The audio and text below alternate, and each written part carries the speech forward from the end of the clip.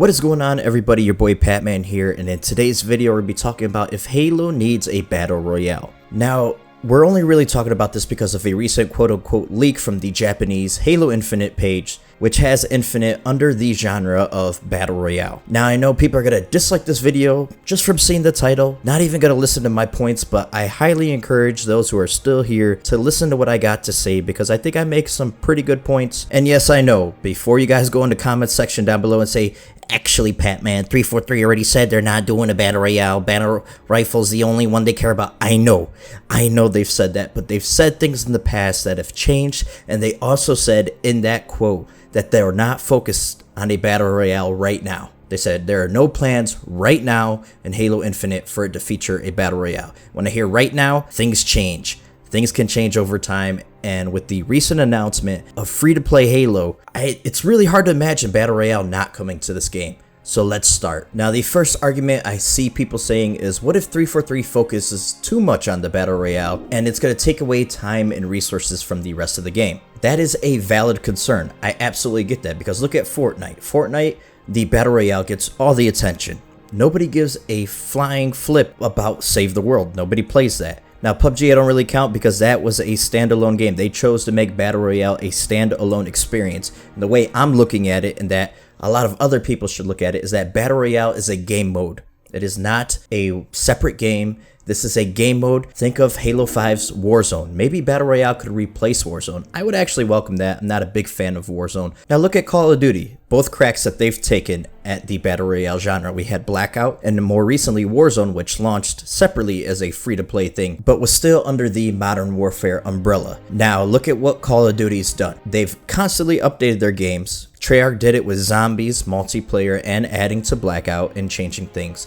So they didn't lose focus on their main game still, but Battle Royale did replace campaign. Now with Infinity Ward, they launched with campaign, they launched with multiplayer, they launched with their survival modes and their spec ops. That was a different launch, that was a complete launch, and that's what I want for Halo. And then Warzone came post-launch as its own thing and as a free update. And that is what I would like to, see Halo do. See Halo take that route. Go on ahead, give us our complete package at launch. But then afterwards, as part of an update, because Halo is going to be a 10-year plan. We've already know this. It's a platform. Infinite is a platform that will be constantly updated and will feature things for all kinds of Halo fans. And that's where I want this Battle Royale to come in. I don't need it at launch.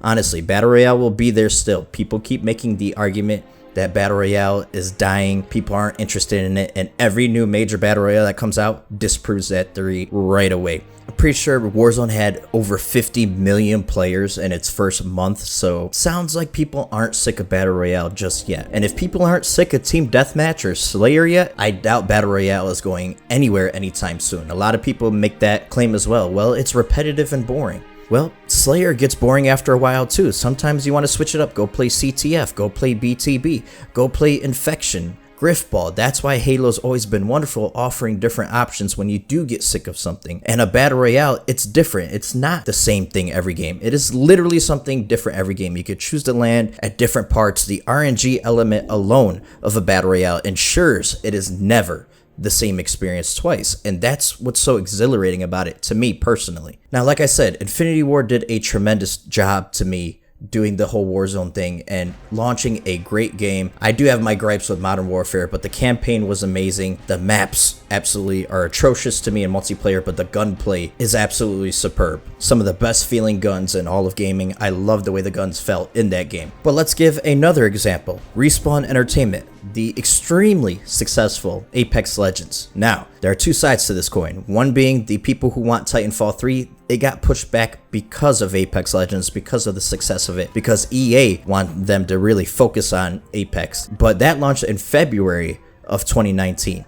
They launched another game completely, a whole nother game, separate genre, not reused assets, nothing like that, not another Titanfall game because Apex takes place in that universe. But same year, 9 months later, Respawn launches Jedi Fallen Order in November of 2019. And if Respawn could do that, then 343 can absolutely pull that off with Infinite, giving people multiplayer maps, multiplayer content, weapons, even campaign DLC, and still being able to pull off a Battle Royale. Even Grand Theft Auto 5 threw their hat into the ring and did a Battle Royale thing back in the day, and I didn't like it very much, but they were still able to pull it off because they're constantly updating that game. And that's really where you have to think Halo Infinite is. A constantly evolving platform, much like MCC. This is what they've said so far about the game, and this is what we know. Another thing that I really want people to think about is the size of some of these companies. Now, Infinity Ward, 444 employees as of 2020. Respawn Entertainment,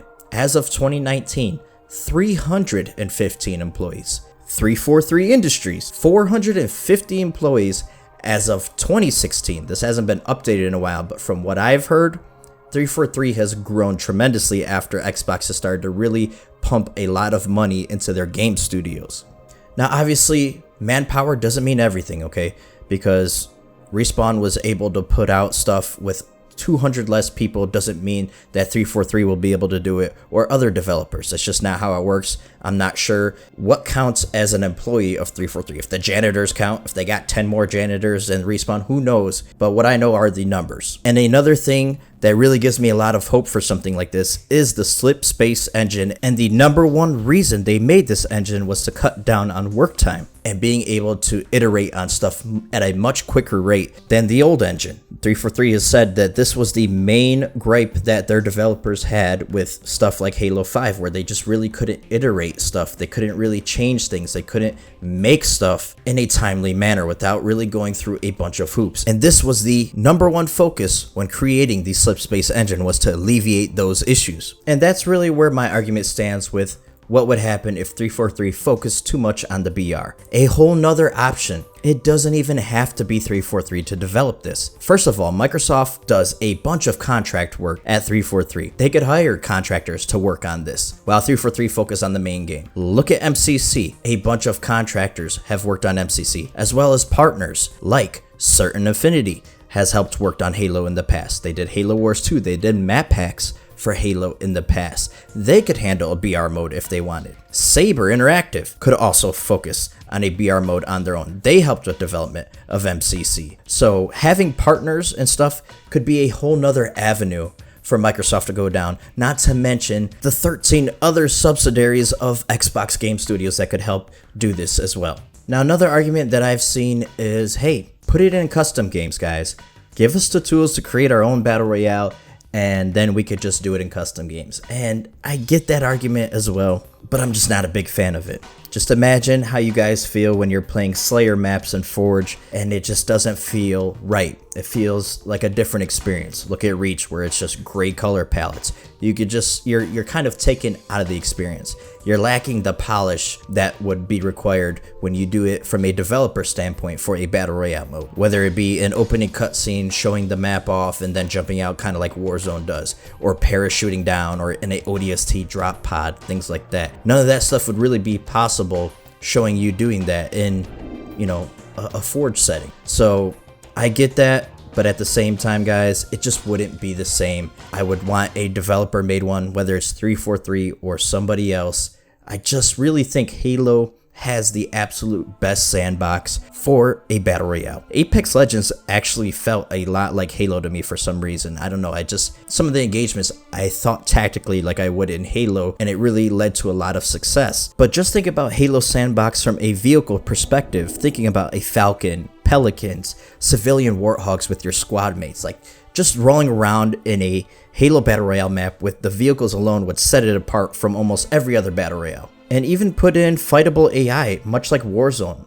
Put in some of the Warzone stuff from Halo 5 into Battle Royale. But of course, a lot of Halo's core mechanics would have to be altered for the Battle Royale mode alone, which is fine, because Call of Duty did stuff like this. You would have to make everything more projectile based, where you had to lead your shots and things like that on a big map like a Battle Royale requires. You can't have hit scan or projectile velocity that is just through the roof, that is almost basically hit scan. Obviously, things would have to be altered, but that's really not that hard to do if you're doing your own game mode. And my biggest problem from the Halo community saying, no, we don't want Halo Battle Royale. We don't want Halo to have any of that, and that we don't want it to copy tropes. Well, what about the people who are like me, who actually love Halo, play Halo every single day, loved it since 2001 when it first came out, who've put thousands and thousands of hours into each game? What about the people like me, though, who still enjoy Battle Royales too and think it's exhilarating and fun and think Halo would have hands down the best Battle Royale? What about us?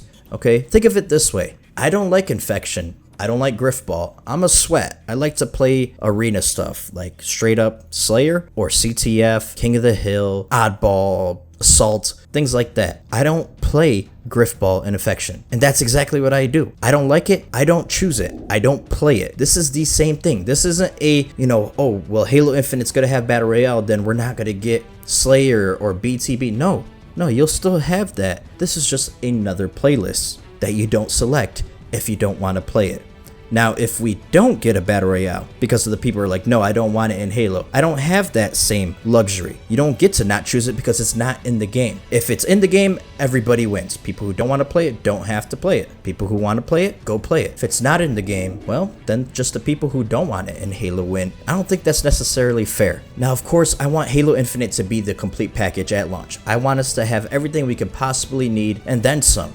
Okay, I don't want any of these, worries that I talked about in the video to come in between making a Battle Royale mode or not making it. Okay, if the development of the game, if features of the game need to be cut because of a Battle Royale mode, I don't want it either. But a Battle Royale would bring in so many new players to the series and have them try out Halo for the very first time, much like the free-to-play model is going to do. A lot of people are going to be able to come in and enjoy Halo that never enjoyed it before. But that was just the point of this video, was to be a discussion, guys. I wanted to focus on that part of the video, just to offer maybe a counter argument to all the negatives that people would say a Battle Royale would bring to Halo. Now, if there's something you guys feel that I missed in the video and you have a point you want to make, go on ahead in the comment section down below and I'll be more than happy to discuss it with you.